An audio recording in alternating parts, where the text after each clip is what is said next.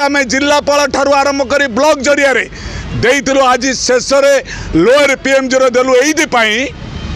जे दाबी पत्र दबार उद्देश्य होची आगामी दिन में सबू एमएलए सचिव जिलापाल मान को अटक कर गाँव में समस्त भोटाधारी मानक 35 टका करवा अमर दाबी समस्त भोटाधारी मानक 35 टका कर 35 टका करवा अमर दाबी।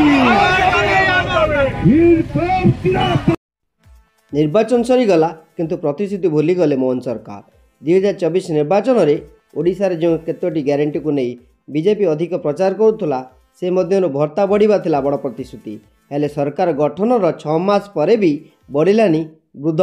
वृद्धा विधवा दिव्यांगों भत्ता जहां नहीं आंदोलन को ओह्लाई हिताधिकारी सीधा सीधा सरकार को शुणाई कथा एबे निज प्रतिश्रुति पालन कर कथा दे भोट नेल भोट पाइबा पर निज कथा को निजे भूलीगल एपरी स्लोगान दे विधानसभा आगरे धारणा बसचंती वृद्ध वृद्धा विधवा दिव्यांग और दुष्ट कलाकार और असहाय महिला भत्ता हेते देकरी मोहन सरकार को प्रश्न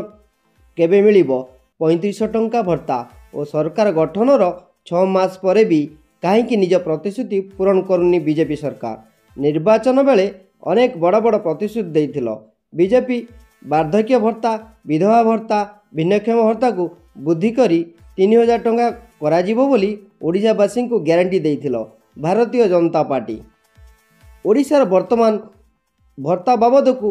1000 टंका मिलुवा बेले 80 वर्ष अधिक बयस को 1200 टंका दि जाउची सेहीपरि भिन्नक्षम मध्य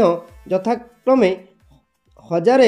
और 1200 टंका प्रदान करा जाउची एबे दरदाम आकाश छुआ होइथिबा बेले भत्ता वृद्धि नहोबा हिताधिकारी दुख को द्विगुणित करिछि जेउथिपाई परिणत बयस भी राजधानी को आसी मोहन सरकार को निजर प्रतिश्रुति पालन करने को गुहारी करिसेंति हिताधिकारी आंध्र प्रदेश 3000 टंका दिल्ली रे यथाक्रमे 2000 और 2500 टंका दि जाउची किंतु ओडिशा रे 3000 टंका भत्ता देवा को कहिथिले बीजेपी सरकार को आसिले किंतु पानी गार होईगला प्रतिश्रुति सरकार गठनर 6 मास पर भी भत्ता वृद्धि करिबारे विफल होइचंदी मोहन सरकार राज्यवासी को सरकार भंडाई देइचंदी बोली कटाकिया करी ओडिशा भत्ता प्रदान संघर्ष समितिर राज्य सभापति विद्याधर महांती भत्ता दाबी करी 8 घंटिया गणधारणा दिया एही परिप्रेक्षी रे विभिन्न जिलूर आसीथिबा 1000 ऊर्ध्व हिताधिकारी दीर्घ समय धरी धारणा देइथिले जदि यथाशीघ्र सेमानक दाबी पूरण न करा जाए ताले आगामी दिन में विधायक मानकु गाँ गाँ रे अटक रखा जियो बोली चेतावनी देइचंती। ब्यूरो रिपोर्ट सारा आकाश न्यूज।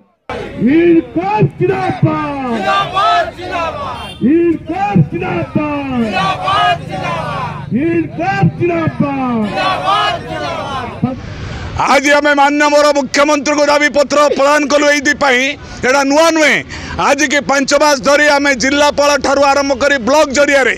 देइथिलु आज शेष लोअर पीएमजी देलु एइपाई जे दाबी पत्र दबार उद्देश्य होची आगामी दिन में सबू एमएलए सचिव जिलापाल मान को अटक कर गाँव में